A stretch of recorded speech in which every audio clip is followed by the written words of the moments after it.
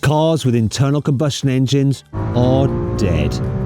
Or are they? Porsche has been working on something that could save petrol engines forever. But wait a second, didn't the UK and European Union decide to ban the sale of cars with internal combustion engines from 2035? Well, yes, but this new tech is so exciting that politicians responsible for regulating new car sales just did one of the biggest U-turns in automotive history. It's so big, it's more like a political power slide. And in this video, I'm going to tell you why they changed their minds. I'll explain why Porsche's technology is so important, and I'll tell you how you might be able to carry on buying brand new cars with exciting internal combustion engines into 2030, 2040, and beyond. I'm Matt Watson, and you're watching CarWow. Buy, sell, CarWow.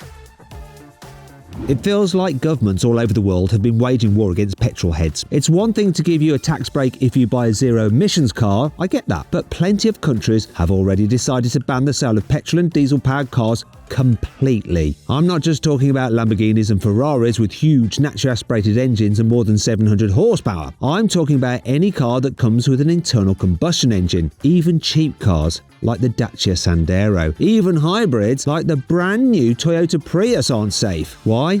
It all goes back to 2017 when the UK government introduced plans to ban the sale of cars with petrol and diesel engines after 2040. That was surprising enough, but it got worse. The government decided to bring the ban forward 10 years to 2030. Car makers could carry on selling plug-in hybrids for a few more years, but these cars would also have to go off sale by 2035. This means the only new cars you'll be able to buy after that date will be battery-powered electric cars or cars with hydrogen fuel cells, like the Toyota Mirai. This just didn't apply to UK drivers either. The European Union, Canada and California also decided to ban the sale of internal combustion engine cars from 2035. But there's a problem. In fact, there's quite a few problems. Firstly, lots of car makers weren't particularly happy. On the whole, the people who run car brands are a pretty conservative bunch, with a few noticeable exceptions.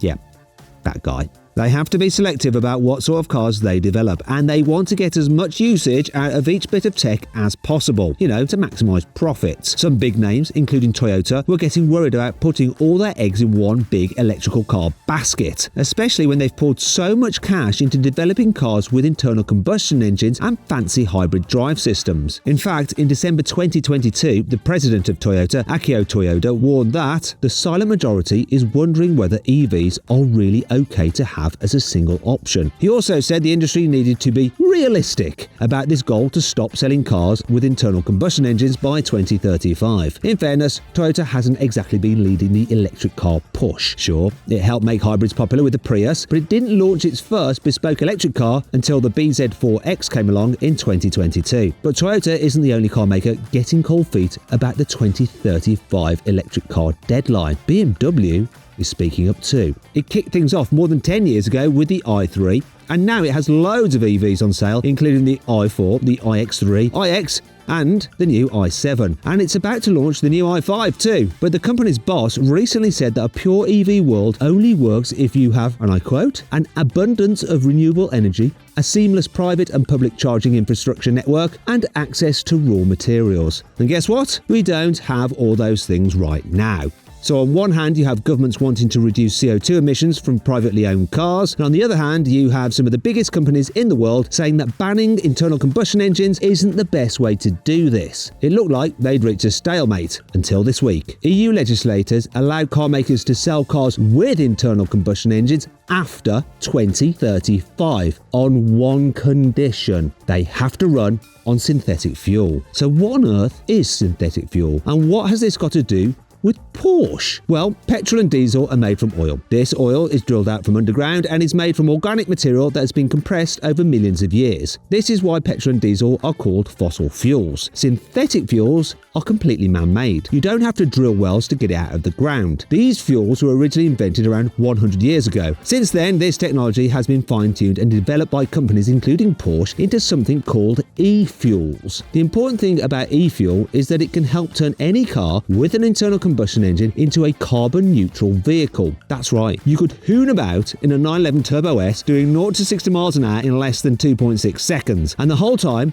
you'd be emitting net zero carbon dioxide. So how the heck does this work? Well, e-fuels are made using carbon dioxide that's been recovered from the atmosphere or captured as waste from factories. You then use renewable energy to produce hydrogen from water through a process called electrolysis. Then you combine these two together to produce methanol fuel. This can be refined into petrol so it can be burnt in a normal internal combustion engine without any modifications. In fact, Porsche is testing this fuel using its own range of cars, and it's working with ExxonMobil to make racing fuel for 911 GT3 racing cars in the Mobil 1 Super Cup. You can also use this process to make synthetic diesel. This could power commercial vehicles or massive industrial machinery like mining trucks. All these fuels produce carbon dioxide when they burn. But here's the clever part. The carbon dioxide that gets released has already been partially offset because the e-fuel production process takes carbon out of the atmosphere in the first place. So on a global scale, e-fuels have the potential to be carbon neutral, and global CO2 emissions are what we need to reduce to help stop climate change. This sounds like a eureka moment because it helps address one of the biggest problems with electric cars, charging. EVs have a decent amount of range these days. I managed to drive more than 320 miles on a full charge in a Mercedes EQS, and that's loads more than most people will need on a day-to-day basis. But the big problem is charging. Fast DC chargers can give you an 80% charge in around half an hour, but most public ones are a lot slower than that. And it's even worse if you have to charge at home. The Mercedes EQS takes about 5 hours to charge using a 22 kilowatt wall box, for example. And what happens if you don't have a driveway to charge your car on? Exactly. And that's where e-fuels come in. You can refuel a car using e-fuel in exactly the same amount of time it takes to fill up with normal petrol or diesel. Though, to be fair, e-fuels aren't exactly perfect. You can't actually buy them yet, and the factories making e-fuels are still on the experimental phase. For example, Porsche invested around £82 million in a synthetic fuel factory in Chile. This currently produces 130,000 litres of e-fuel per year, and all of this goes into powering 911 GT3 racing cars in the Mobil 1 Super Cup. Porsche says it'll increase production to 55 million litres per year by 2026, and then it plans to ramp up to 10 times that amount by 2028. That sounds like quite a lot, doesn't it? But it's nowhere near enough. The USA alone uses 115 billion gallons of oil every year. So you need around 9,600 factories like the one in Chile just to keep America going. And there's another problem. Synthetic fuels like e-fuels are only carbon neutral if the electricity used to make them comes from renewable zero-emission sources. This is why Porsche built its factory in Chile. It chose a spot where the wind blows for 270 days per year and is strong enough to power wind turbines. These produce the electricity the factory uses to create hydrogen from water and combine it with the captured carbon dioxide. You don't have to use wind power to make e-fuels though. You can use hydroelectric power from dams or solar power from solar panels. Now this could be particularly interesting for the current major oil producers such as the UAE and Saudi Arabia. What will all those oil-rich countries do when global demand of normal fossil fuel oil drops? Now it's conceivable that they could pivot to e-fuel production using solar energy. After all, Saudi Arabia gets 340 hours of sunshine during its sunniest month, while the UK gets just 220 hours. Now, nothing is going to change overnight, and electric cars aren't going anywhere either. This new EU ruling leads to a way of scaling up e-fuel production in the coming decades. And it means that some of today's iconic cars and car makers won't necessarily go extinct if they can't afford to switch their entire production to electric cars by 2035. It paves the way for all sorts of interesting future developments, and it leaves the door open for people whose jobs or lifestyles aren't compatible with electric cars. The conversation around cars has just turned on its head. Everything's changed. It's EVs and e-fuel all the way from here.